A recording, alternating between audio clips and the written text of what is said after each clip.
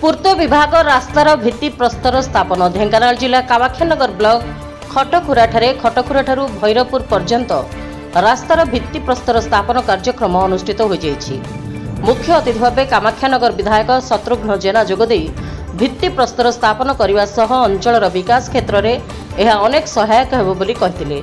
अन्यमानक मध्यरे पूर्त विभाग जंत्री विजय कुमार सेठी अच्युतानंद मल्लिक प्रमुख उपस्थित थिले।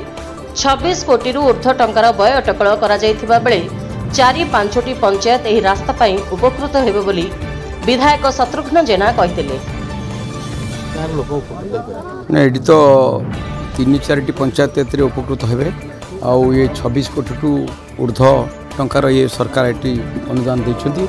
आज तार भित्ति प्रस्तर स्थापन हला शुभ उद्घाटन हला एवं मु समस्त अनुरोध करी समस्त ग्रामवासी मान विशेष लोक प्रति ग्रामवासी एवं सरकारी जो माने थे अच्छा पीडब्ल्यू डिपार्टमेंट समस्त को अनुरोध करुँच समस्ते मिलमिशि किभली भाव उन्नत मान काम करेंगे और बहुत निर्धारित समय भितर सारे।